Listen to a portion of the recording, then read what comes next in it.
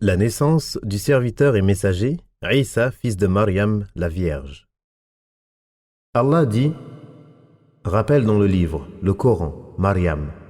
Lorsqu'elle s'écarta de sa famille en se dirigeant vers l'est, elle mit entre elle et eux un voile. Nous lui envoyâmes notre esprit, Djibril, sous la forme d'un homme parfait. Elle dit, je cherche refuge auprès du tout miséricordieux contre toi. Si tu es pieux, ne m'approche point. Il dit, je ne suis qu'un messager de ton Seigneur pour t'annoncer un fils pur. Elle dit, comment aurais-je un fils alors qu'aucun homme ne m'a touché et que je ne suis pas une prostituée? Il dit, certes, ton Seigneur en a décidé ainsi et a dit, cela m'est facile, afin que nous fassions de lui un signe pour les gens et une miséricorde de notre part. Ceci est une affaire décrétée. Elle fut alors enceinte de l'enfant et elle se retira avec lui en un lieu éloigné. Puis les douleurs de l'enfantement l'amenèrent au tronc d'un palmier et elle dit, malheur à moi, j'aurais préféré mourir avant cet instant et être totalement oubliée. Alors l'ange l'appela d'au-dessous d'elle et lui dit, ne t'attriste pas, ton Seigneur a placé à tes pieds une source. Tire vers toi le tronc du palmier. Des dattes fraîches et mûres tomberont sur toi. Mange et bois et réjouis-toi. Si tu vois quelqu'un, dis, j'ai fait vœu au tout miséricordieux de ne pas parler, et je ne parlerai donc aujourd'hui à aucun être humain. Puis elle revint auprès des siens en portant l'enfant. Ils dirent, ô Maryam, tu as fait une chose monstrueuse. Ô sœur de Haroun, ton père n'était pas un homme mauvais et ta mère n'était pas une prostituée. Elle désigna alors l'enfant. Ils dirent, comment parlerions-nous à un enfant dans son berceau? Mais l'enfant dit, je suis le serviteur d'Allah. Il m'a donné le livre et a fait de moi un prophète. Il m'a rendu béni où que je sois, et il m'a recommandé la prière et la zakat tant que je vivrai, ainsi que la bonté envers ma mère. Il n'a pas fait de moi un tyran malheureux dans ce monde et dans l'autre. Que la paix soit sur moi le jour où je suis né, le jour où je mourrai et le jour où je serai ressuscité. Tel est Isa ibn Maryam, une parole de vérité sur laquelle il doute. Il ne convient pas à Allah de s'attribuer un fils. Gloire et pureté à lui. Quand il décide d'une chose, il dit seulement « soit » et elle est. Allah est mon Seigneur et le vôtre. Adorez-le donc, voilà un chemin droit. Par la suite, des sectes divergèrent entre elles. Malheur aux mécréants à la vue d'un jour terrible. Allah mentionne ce récit après celui de Zacharia, qui devient ainsi une forme d'introduction et de prélude à ce récit. Il en fut de même dans Surat Al-Imran, où il regroupa les deux récits dans un même contexte, mais aussi dans Surat Al-Anbiya. Et Zacharia, quand il implora son Seigneur, « Seigneur, ne me laisse pas seul, sans descendance, tu es le meilleur des successeurs. » Nous l'avons exaucé, lui avons donné Yahya, et avons redonné la fécondité à son épouse. Il s'empressait de faire le bien et nous invoquait par amour et par crainte. Ils étaient humbles devant nous. Et celle, Maryam, qui a préservé sa chasteté. Nous avons insufflé en elle un souffle de vie et avons fait d'elle et de son fils un miracle pour l'univers. Nous avons vu qu'à sa naissance, Maryam a été vouée par sa mère au service du temple de Beit al-Maqdis et que Zacharia, le prophète de cette époque, qui était l'époux de sa sœur ou de sa tante, l'a pris en charge et lui avait aménagé un endroit noble dans le temple où personne en dehors de lui n'entrait. Nous avons également rappelé que lorsqu'elle fut plus âgée, elle s'adonna à l'adoration d'Allah d'une manière inégalée à son époque. Elle atteint un degré que même Zacharia envia, et les anges lui annoncèrent qu'Allah l'avait élue et qu'il lui accorderait un enfant pur qui serait un noble prophète béni et soutenu par des miracles. Elle s'étonna d'avoir un enfant sans père, car elle n'était pas mariée et qu'elle ne pouvait l'être, puisque vouée au service du temple. Les anges l'informèrent qu'Allah est capable de faire ce qu'il veut. Lorsqu'il veut une chose, il lui dit « soit » et elle est. Elle accepta donc la volonté de son Seigneur en se soumettant à son ordre, tout en sachant que cela sera pour elle une épreuve, car les gens la diffameront par ignorance de la vérité en s'attachant aux apparences sans méditer ou réfléchir. Maryam ne sortait du temple que lors de sa période de menstrue ou par nécessité impérieuse, comme pour chercher de l'eau ou à manger. Or un jour, tandis qu'elle était sortie pour vaquer à ses occupations, elle s'isola à l'est du temple, et Allah lui envoya alors l'Esprit Saint, Djibril, qui se présenta à elle sous la forme d'un homme parfait. Lorsqu'elle le vit, elle dit « Je cherche refuge auprès du tout miséricordieux contre toi.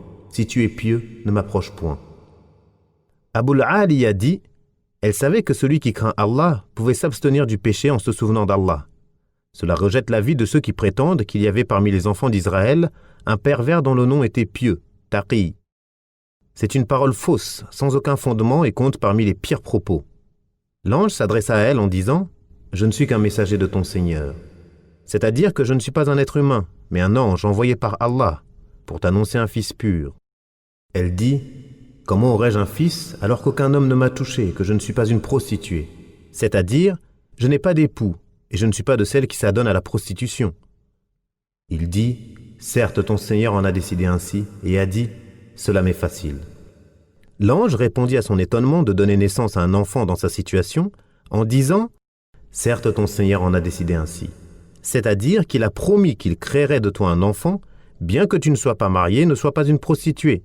Cela m'est facile.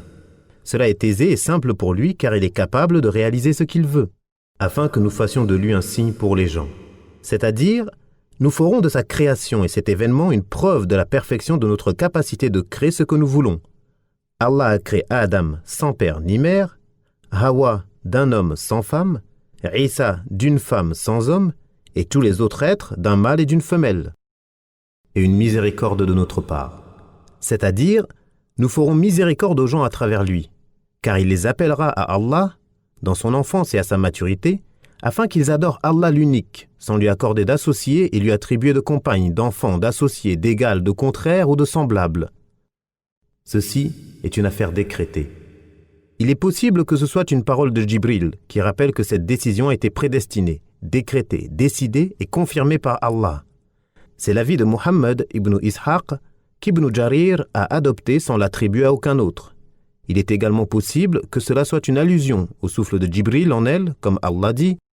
De même, Marie bint Imran, qui était chaste, nous avons insufflé en elle notre esprit. De nombreux pieux prédécesseurs ont rapporté que Jibril a soufflé dans l'ouverture de sa tunique, et que ce souffle est descendu vers son utérus et qu'elle tomba tout de suite enceinte, comme tombe enceinte la femme après un acte sexuel avec son époux. Quant à ceux qui disent qu'il souffla dans sa bouche, et que ce qu'il lui disait était en fait l'esprit qu'il glissa en elle, à travers sa bouche, cela est contraire au sens du texte coranique, qui montre qu'un ange fut envoyé vers elle, et cet ange est Jibril. Il insuffla en elle sans viser l'utérus, mais il insuffla dans l'ouverture de sa tunique, et c'est ce souffle qui descendit vers l'utérus, comme Allah dit, « Nous avons insufflé en elle notre esprit ». Cela montre que le souffle pénétrant en elle et non dans sa bouche, comme cela est rapporté de Ubay ibn Ka'b, ni même dans sa poitrine, comme cela est rapporté par As-Suddi, d'après certains compagnons. C'est pourquoi Allah dit « Elle fut alors enceinte de l'enfant, et elle se retira avec lui en un lieu éloigné. » En effet, après être tombée enceinte, Mariam s'inquiéta car elle savait que les gens parleraient en mal d'elle. De nombreux pieux prédécesseurs, dont Wahb ibn Munabbih, ont dit que lorsque les signes de la grossesse apparurent, le premier à s'en apercevoir fut un adorateur des enfants d'Israël, nommé Youssouf ibn Ya'qub, le menuisier, son cousin. Il en fut très étonné car il connaissait sa piété, sa dévotion et sa chasteté. Il la voyait enceinte alors qu'elle n'était pas mariée. Un jour, il lui dit « Ô Mariam, existe-t-il une plante sans semence ?»« Oui. » « Et qui a créé la première plante ?»« Peut-on avoir des arbres sans eau ni pluie ?»« Oui. » « Et qui a créé le premier arbre ?»« Peut-on avoir un enfant sans père ?»« Oui. » Allah a créé Adam sans père ni mère. Informe-moi donc de ton cas. Allah m'a fait une bonne annonce. Allah t'annonce une parole de sa part. Son nom sera le Messie, Isa ibn Maryam, illustre ici-bas comme dans l'au-delà, et parmi les rapprochés d'Allah.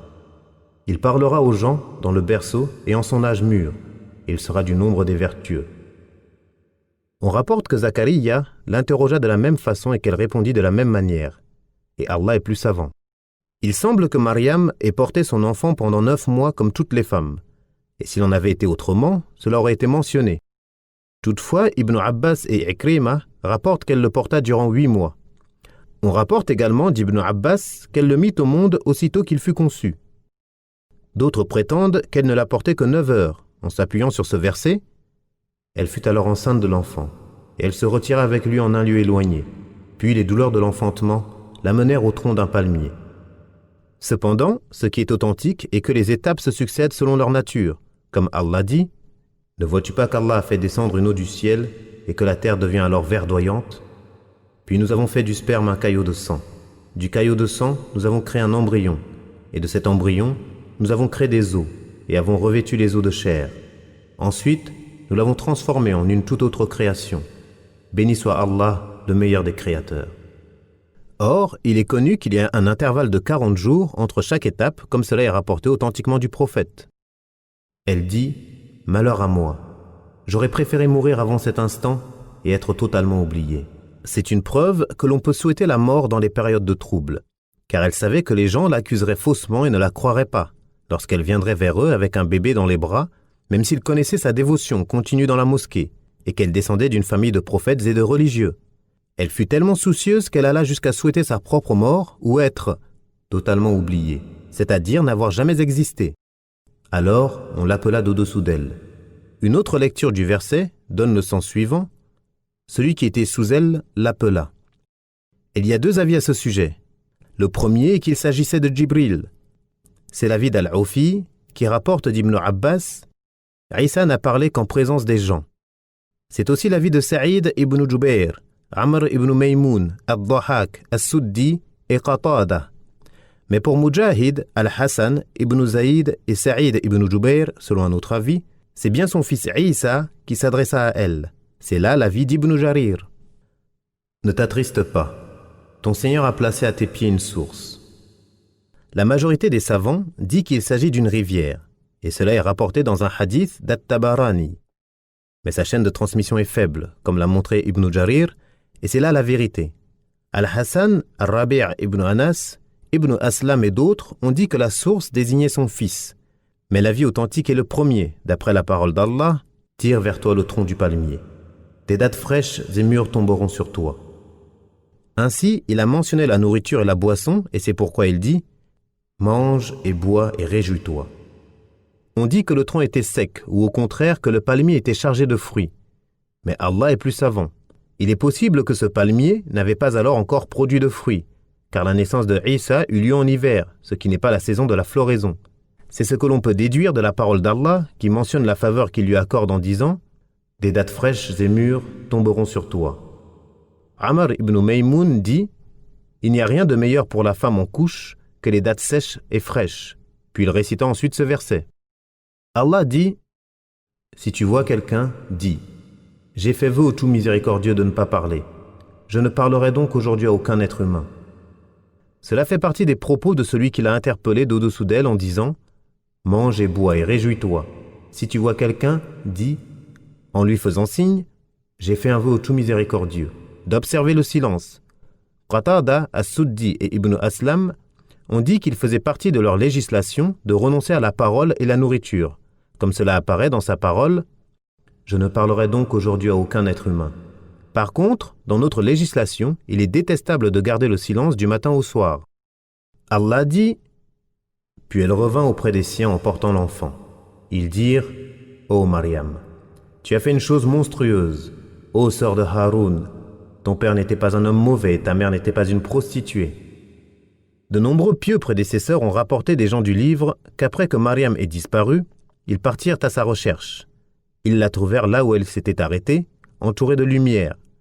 C'est alors qu'ils virent avec elle un enfant et lui dirent « Ô Mariam, tu as fait une chose monstrueuse, c'est-à-dire un acte abominable. » Ce récit des gens du livre est discutable, et le début contredit la fin car le texte coranique montre que c'est Mariam qui vint à eux en tenant son enfant dans ses bras. Ibn Abbas a dit « Cela eut lieu 40 jours après son accouchement. L'essentiel est que lorsqu'ils la virent portant son enfant, ils dirent « Ô Mariam, tu as fait une chose monstrueuse, c'est-à-dire une chose infâme et grave, en parole ou en acte. » Puis ils lui dirent « Ô sœur de Haroun !» On rapporte qu'ils l'ont comparé à un adorateur de leur époque qu'elle égalait en dévotion, et dont le nom était Haroun. On rapporte également qu'ils l'ont comparé à un débauché de leur époque dont le nom était Haroun, comme c'est l'avis de Saïd ibn Jubayr. On dit également qu'il désignait ainsi Haroun, le frère de Moussa, et l'ont comparé à lui dans sa dévotion. Muhammad ibn Ka'b al-Quradi a fait erreur en prétendant qu'elle était la sœur de sang de Moussa et de Haroun, car il y a entre eux une si longue période que la personne la moins savante à ce sujet ne peut que rejeter cet avis infâme. Il a peut-être été trompé par ce qui est mentionné dans la Torah disant que Mariam, la sœur de Moussa et Haroun, frappa du tambour le jour où Allah sauva Moussa et son peuple et noya Pharaon et ses notables. Il pensa alors que l'une désignait l'autre. Cela est le comble de la fausseté et de l'opposition aux hadiths authentiques et aux textes coraniques, comme nous l'avons montré longuement dans At-Tafsir, et la louange est à Allah. On rapporte un hadith authentique prouvant qu'elle avait un frère du nom de Haroun, et rien dans le récit de sa naissance ne montre qu'elle n'aurait eu aucun frère, et Allah est plus savant. L'imam Ahmed rapporte d'après Al-Mughira ibn Shu'bah: le messager d'Allah m'a envoyé auprès des habitants de Najran, qui m'ont dit: vous récitez, ô sœur de Haroun, alors que de nombreuses années séparent Moussa de Isa. Je suis alors revenu chez le prophète et lui ai rapporté cela. Il me dit: pourquoi ne leur as-tu pas informé qu'ils s'appelaient par les noms des prophètes et des pieux venus avant eux? L'essentiel est qu'ils ont dit: ô sœur de Haroun. Et le hadith prouve qu'elle avait un frère de sang qui s'appelait Haroun, connu pour sa dévotion, sa piété et sa bonté. C'est pour cela qu'ils dirent: ton père n'était pas un homme mauvais et ta mère n'était pas une prostituée. C'est-à-dire, tu n'appartiens pas à une mauvaise famille, car ni ton père, ni ta mère, ni ton frère n'ont une mauvaise réputation. Ils l'accusèrent donc de s'être adonné à la fornication, et la plus grande des calamités. Lorsque la situation devint plus difficile, qu'il n'était plus possible de discuter, il ne lui restait plus qu'à placer totalement sa confiance et à être totalement sincère envers le digne de majesté, et ainsi, elle désigna alors l'enfant. C'est-à-dire, parlez-lui, adressez-vous à lui, tout ce que vous voulez savoir, il vous le dira. Ils dirent, c'est-à-dire un arrogant, malheureux d'entre eux: comment parlerions-nous à un enfant dans son berceau? C'est-à-dire, comment oses-tu nous orienter vers un bébé pour avoir une explication, alors qu'il ne peut ni parler ni comprendre? Tu ne fais cela que pour te moquer de nous, nous dénigrer, nous rabaisser et nous humilier, puisque tu ne veux même pas nous parler, te contentant de nous faire signe de nous adresser un bébé dans son berceau. À ce moment, l'enfant dit: je suis le serviteur d'Allah. Il m'a donné le livre et a fait de moi un prophète. Il m'a rendu béni où que je sois. Il m'a recommandé la prière et la zakat tant que je vivrai, ainsi que la bonté envers ma mère. Et il n'a pas fait de moi un tyran malheureux. Que la paix soit sur moi, le jour où je suis né, le jour où je mourrai, et le jour où je serai ressuscité. Ce sont là les premières paroles de Isa ibn Maryam. La première chose qu'il dit fut: je suis le serviteur d'Allah, témoignant ainsi de la seigneurie d'Allah son Seigneur, et attestant qu'Allah est bien au-dessus de ce que disent les injustes, qui prétendent qu'il est le fils d'Allah. Au contraire, il est le serviteur et messager d'Allah et le fils de sa mère. Puis il a innocenté sa mère de toutes les accusations portées contre elle par les ignorants par sa cause, en disant: il m'a donné le livre et a fait de moi un prophète. Or, Allah ne donne pas la prophétie à ceux qui sont comme ils le prétendent, qu'Allah les maudisse et les avilisse, comme Allah dit: nous les avons maudits, à cause de leur mécréance et de l'énorme mensonge qu'ils prononcent contre Maryam. Ceci, car une partie des Juifs de l'époque ont dit qu'elle eut cet enfant par fornication en période de menstru, qu'Allah les maudisse. Allah l'innocenta et mentionna qu'elle était une véridique, et qu'il avait fait de son fils un prophète et messager, un des 5 grands messagers doués de résolution. C'est pourquoi il dit: il m'a rendu béni, où que je sois, car où qu'il soit, il appelait à l'adoration d'Allah, seul, sans associé, en déclarant qu'il est bien au-dessus de ce que les ignorants lui attribuent comme imperfection, comme le fait d'avoir un enfant et de prendre une compagne, qu'Allah soit élevé et sanctifié. Et il m'a recommandé la prière et la zakat tant que je vivrai.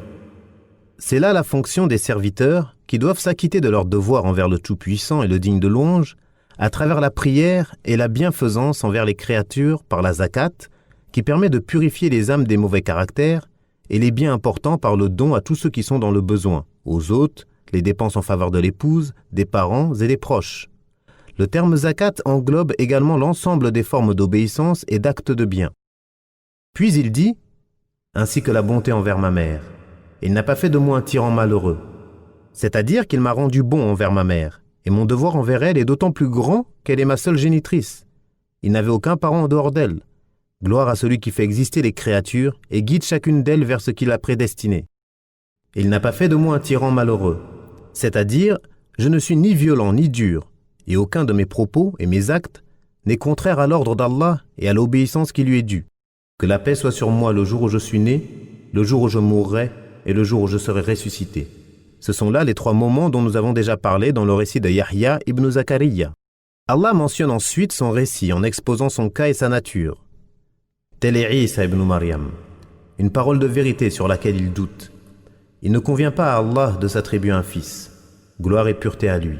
Quand il décide d'une chose, il dit seulement « soit » et elle est. Allah dit également après avoir mentionné son récit dans Surat Al-Imran, « Voilà ce que nous te récitons des versets et de la révélation sage. Pour Allah, Isa est comme Adam, il créa de terre, puis il lui dit « Sois » et il fut. La vérité vient de ton Seigneur, alors ne sois donc pas du nombre des sceptiques.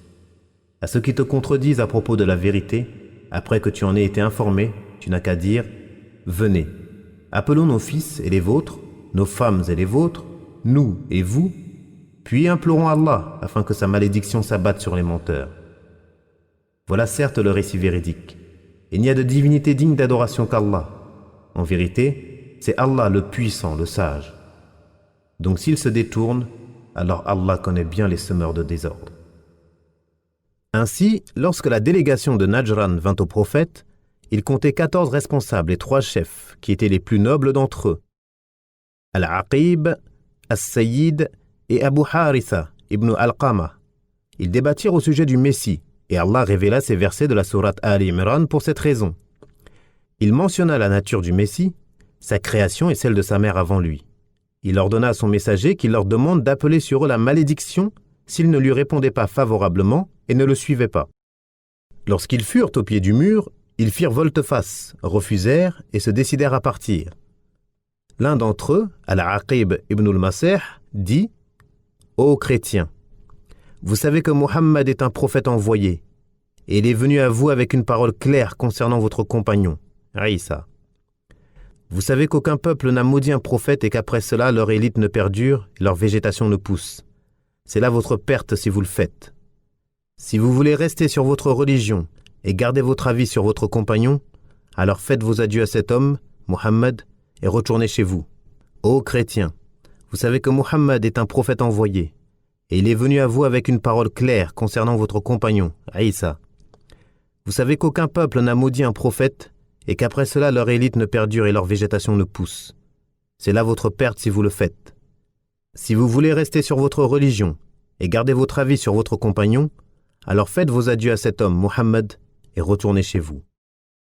Ils demandèrent au prophète de pouvoir retourner chez eux, de payer un impôt de capitulation, jizya, et qu'il envoie avec eux un homme de confiance. Il envoya donc Abu Ubaïda ibn al-Jarrah, et nous avons exposé cela dans l'exégèse de la sourate Al-Imran, et également de manière abrégée dans la biographie du prophète. L'essentiel est qu'Allah explique la réalité du Messie en disant à son messager « Tel est Isa ibn Maryam », une parole de vérité sur laquelle il doute. C'est-à-dire, il doute qu'il soit un être humain créé à partir d'une femme parmi les créatures d'Allah. C'est pourquoi il dit « Il ne convient pas à Allah de s'attribuer un fils. Gloire et pureté à lui. Quand il décide d'une chose, il dit seulement « soit » et elle est. C'est-à-dire que rien ne s'oppose à sa volonté et à son pouvoir. Au contraire, il est l'omnipotent qui fait ce qu'il veut. Quand il veut une chose, son commandement consiste à dire « soit » et elle est. Allah dit « Allah est mon Seigneur et le vôtre. Adorez-le donc. Voilà un chemin droit. » Cela fait partie des propos de Isa dans son berceau. Il les informa qu'Allah est son Seigneur et le leur, sa divinité est la leur et que c'est là la voie droite. Allah dit « Par la suite, les sectes divergèrent entre elles. Malheur aux mécréants à la vue d'un jour terrible. » C'est-à-dire que les gens de cette époque, et ceux venus après eux, divergèrent à son sujet. Certains juifs disaient qu'il était un enfant adultérin et persistèrent dans leur mécréance et leur entêtement. À l'opposé, d'autres les ont rejoints dans la mécréance en disant qu'il était Allah. D'autres encore dirent qu'il était le fils d'Allah, alors que les croyants disent qu'il est le serviteur et messager d'Allah, le fils de sa servante, sa parole envoyée à Maryam et un esprit émanant de lui. Ceux-là sont les gens qui seront sauvés et récompensés, ceux qui sont assistés et qui triomphent. Et ceux qui s'opposent à eux en cela sont les mécréants, égarés, injustes et ignorants, et l'élevé, l'immense, le sage, le savant les a avertis en disant « Malheur aux mécréants à la vue d'un jour terrible. » Al-Bukhari rapporte d'après Ubada ibn Samit que le messager d'Allah a dit « Quiconque témoigne qu'il n'y a de divinité digne d'adoration qu'Allah, seul et sans associé, que Muhammad est son serviteur et messager, que Isa est le serviteur d'Allah, son messager et sa parole insufflée en Maryam, que le paradis est vérité et l'enfer est vérité, Allah le fera entrer au paradis avec ce qu'il a accompli comme œuvre. Al-Walid rapporte d'après Junada, qui ajouta « Il entrera par l'une des 8 portes du paradis qu'il choisira.